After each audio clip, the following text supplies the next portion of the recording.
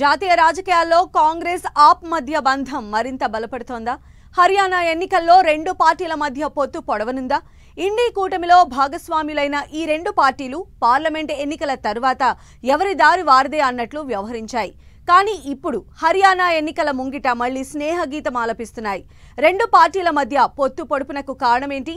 పొత్తు ప్రతిపాదన చేసిందెవరు?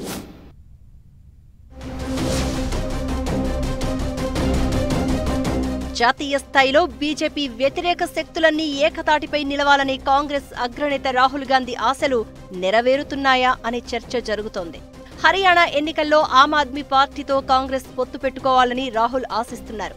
తన ఆలోచనలను రాష్ట్ర పార్టీ నేతల దృష్టికి తీసుకువెళ్లి పొత్తుకు సిద్ధమవ్వాలనే సూచనలు ఇచ్చారు. దీంతో రెండు పార్టీల మధ్య పొత్తు పొడిచే అవకాశాలు కనిపిస్తున్నాయి. ప్రస్తుతం ఆప్ అధినేత ఢిల్లీ ముఖ్యమంత్రి కేజ్రీవాల్ జైలులో ఉన్నప్పటికీ కాంగ్రెస్ ప్రతిపాదనపై చర్చించేందుకు ఆప్ సిద్ధంగా ఉన్నట్లు సంకేతాలు పంపుతోంది. దీంతో రెండు పార్టీలు కలిసి పోటీ చేస్తాయనే ఊహాగానాలు వినిపిస్తున్నాయి.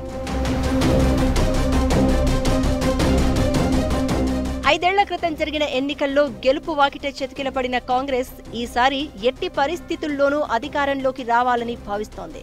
ఇందుకోసం అందుబాటులో ఉన్న అన్ని అవకాశాలను వాడుకోవాలని చూస్తోంది. గత ఎన్నికల సమయంలో ప్రభుత్వ వ్యతిరేక ఓటు చీలిపోవడంతోనే బీజేపీ అతిపెద్ద పార్టీగా ఆవిర్భవించింది.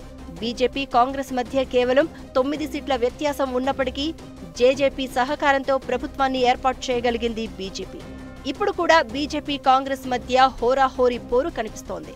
ఈ పరిస్థితుల్లో ఆప్ ఓట్లు కలిసి వస్తే బీజేపీని ఓడించొచ్చని అంచనా వేస్తున్న రాహుల్ స్వయంగా పొత్తు ప్రతిపాదన చేశారు అంటున్నారు.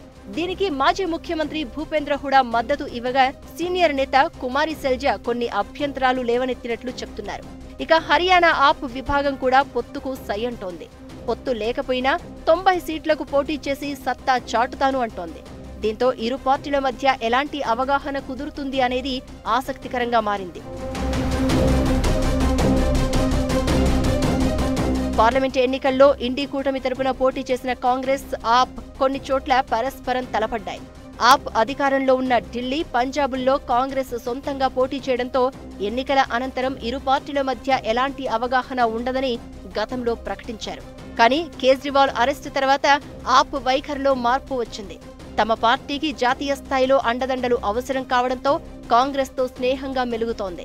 ఇదే సమయంలో కాంగ్రెస్ అగ్రనేత రాహుల్ కూడా ఆప్తో సహా మిత్రపక్షంలో ఉన్న అన్ని పార్టీలతోనూ సహృద్భావ వాతావరణాన్ని కోరుకుంటున్నారు. తమ కూటమి మరింత బలంగా బీజేపీతో తలపడాలని భావిస్తున్న రాహుల్ ఓ అడుగు ముందుకేసి మిత్రపక్షాలను కలుపుకుని వెళ్తున్నారని అంటున్నారు.